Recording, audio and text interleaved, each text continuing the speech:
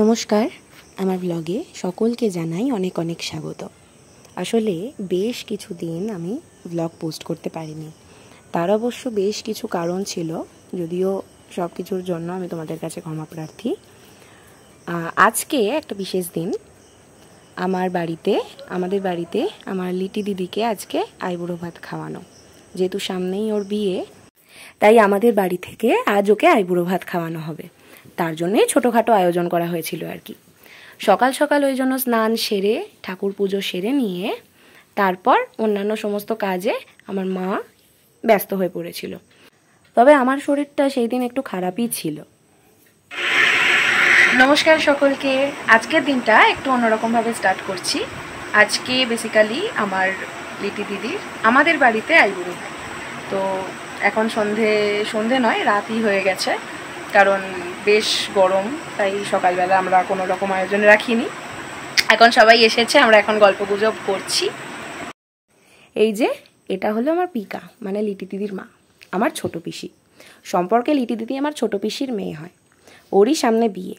আর এই যে বাড়ির লোকজনই ছিল সবাই মিলে। ভাইয়া ছিল, কাম্মা ছিল, কাকাই ছিল, পিপলি ছিল, আর আমরা কয়েকজন ছিলাম। মন কি করছিস? আমাদের বিয়ে বাড়ি কিন্তু আর এসেই গেল, যদিও ডেটটা এখনই ডিসক্লোজ করব না।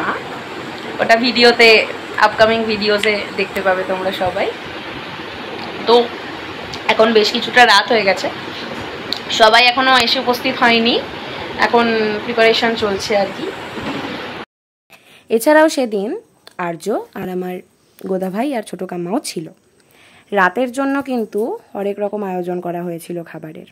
মেনু ছিল সেদিনের chicken biryani, fish fry, salad, chicken চাপ আর মিষ্টি।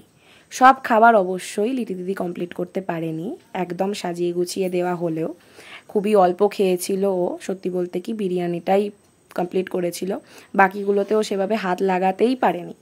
এছাড়াও কোল্ড ড্রিঙ্কস ছিল, আর যেহেতু সেদিন তুমুল গরম ছিল তাই আমি একটু হাওয়া করছিলাম লিটি দিদিকে।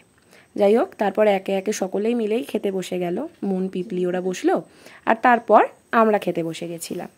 সেই দিন গরমটা সত্যি ভীষণ বাজেভাবে পড়েছিল, আর সব কিছু মিটতে মিটতে কিন্তু অনেকটা রাত হয়ে গেছিল। খাওয়া দাওয়ার পর আমরা সকলে মিলে আড্ডা তো মেরেছিলামই, তারপর বিয়ে বাড়িতে কী পরা হবে এই সমস্ত প্ল্যানিংয়ে আমরা একেবারে মজে গেছিলাম। দিনটা মোটের ওপর বেশ ভালোই কেটেছিল। আসলে এরকম বিয়ে বাড়ি সচরাচর তো আসে না, বাড়ির বিয়ে বলে কথা। যাই হোক, তোমাদের ব্লগটা কেমন লাগলো জানিও।